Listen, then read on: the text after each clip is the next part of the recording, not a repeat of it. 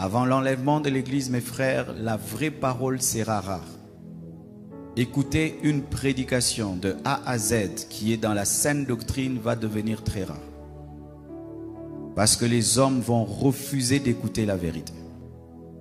Ils vont persécuter tous les prédicateurs de la vérité. Et je peux vous dire, je n'ai jamais été insulté de cette manière de toute ma vie.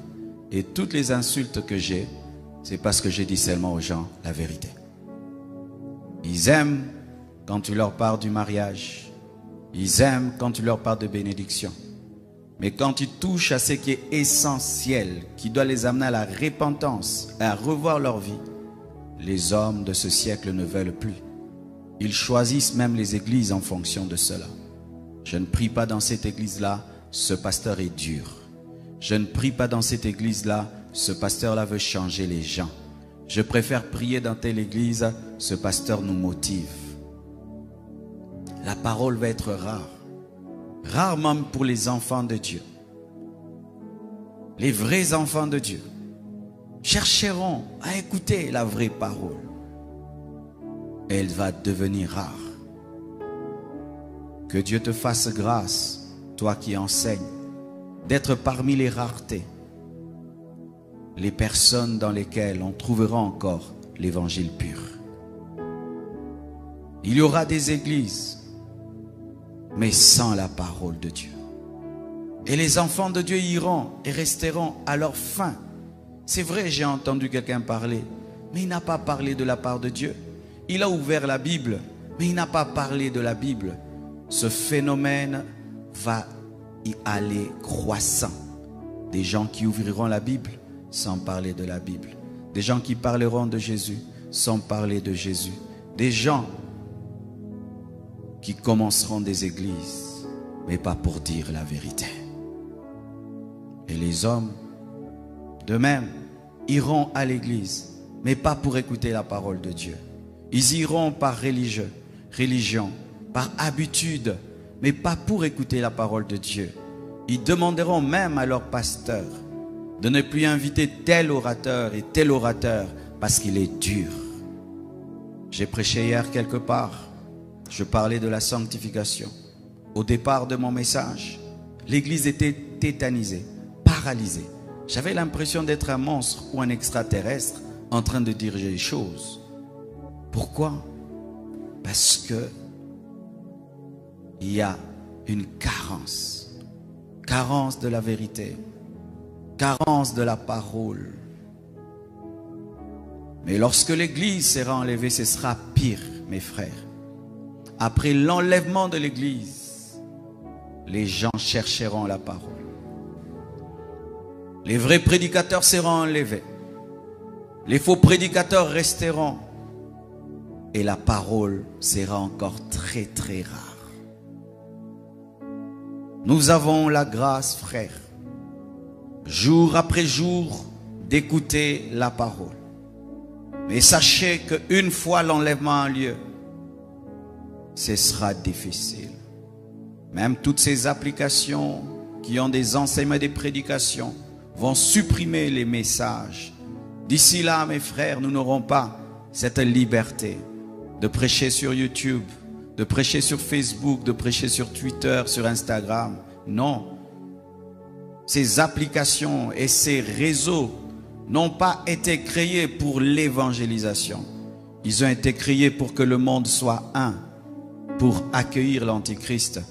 C'est pourquoi, remarquez, tu prêches contre l'homosexualité, on supprime ton post et on t'avertit. Une fois, j'ai posté sur Facebook, des hommes étaient en train d'adorer une vache. Et j'ai écrit, mon peuple périt, faute de connaissance. Facebook m'a écrit, ils ont bloqué cette vidéo. Tu peux faire rire les gens, blaguer, ça passe. Mais quand tu commences à dire la vérité, c'est de l'intolérance. Ils appellent ça l'intolérance. C'est-à-dire que l'Église doit tolérer le péché. Nous devons tolérer l'idolâtrie. Nous devons tolérer l'ignorance. Nous devons être une église qui ne dérange pas. C'est ça, le travail qui se passe dans le monde de ténèbres. Que les gens viennent à l'église mais qu'ils ne soient pas dérangés. que l'on prêche, mais qu'on ne dérange pas, alors que la vérité dérange toujours. Je vous ai présenté cette parole afin de vous révéler une chose, que la faim et la soif de Dieu existent. Mais pour Amos, c'était une malédiction. C'était une malédiction où Dieu se retirait de son peuple, abandonnait son peuple, refusait de lui parler pendant un temps. Mais aussi, dans la nouvelle alliance, nous pouvons avoir cette soif. Pas comme une malédiction. Nous pouvons avoir cette faim. Pas comme une malédiction, mais au contraire, comme une bénédiction. C'est-à-dire que tu as la parole, mais tu la cherches comme si tu ne l'as pas. Tu as la présence de Dieu, mais tu la recherches comme si tu ne l'as pas. Ne tombez jamais dans la satisfaction. Ne pensez jamais être arrivé dans les choses de Dieu. Ne priez jamais comme si vous connaissez tout et comme si vous avez tout. Ne vous tenez jamais face à la parole de Dieu comme si vous la connaissez à 100%. Une fois que la faim de Dieu te quitte, la soif de Dieu te quitte, tu vas commencer à mourir à petit feu. Et c'est ça qui est en train d'arriver à l'église de temps de la faim. Une perte de la soif de Dieu. Une perte de la faim de Dieu. Rien qu'à voir comment les gens se préparent avant de venir à l'église. Ils ne prient pas, ils viennent à l'église. Ils ne participent même pas à l'adoration. Ils ne participent pas à la louange. Il est assis là comme si on l'avait puni. Tu as même besoin de lui dire qu'est-ce que tu es venu faire. Incapable d'ouvrir sa bouche dans le temple. Je dis toujours, si quelqu'un ne sait pas prier dans le temple, comment il prie à la maison? Parce qu'ici, même les faibles deviennent forts. Même ceux qui n'ont pas la vie de prière arrivent à prier. Mais si toi, tu quittes chez toi à la maison jusqu'ici, tu n'arrives même pas à ouvrir ta bouche. Tu n'arrives même pas à lever tes mains. Est-ce que tu les lèves à la maison chez toi? Mais quand même, tu es venu. C'est ça l'église des temps de la fin. Des hommes qui s'approchent de Dieu, mais sans l'aimer. C'est comme ces mariages-là qui ont duré. Ils sont là seulement pour la forme. Il n'y a plus d'amour, il n'y a rien. Mais ils sont là pour les enfants. Et certains chrétiens sont chrétiens parce que s'il arrête d'être chrétien, on va se moquer de lui. S'il arrête d'être chrétien, ce serait un scandale. S'il ne va pas à l'église, mais il ira où? Une telle vie chrétienne est fade. Une telle vie chrétienne n'est pas la vie chrétienne où tu t'approches de Dieu sans passion. Tu viens à l'église sans passion. Tu pries sans passion. Tu adores sans passion. Tu lis ta Bible sans que ton cœur ne brûle. Les disciples sur le chemin d'Emmaüs, lorsqu'ils entendaient Jésus parler, leur cœur brûlait. Vos cœurs brûlent-ils encore quand vous écoutez la parole, quand vous lisez la Bible? Comment vous sentez-vous quand vous faites un jour sans prier?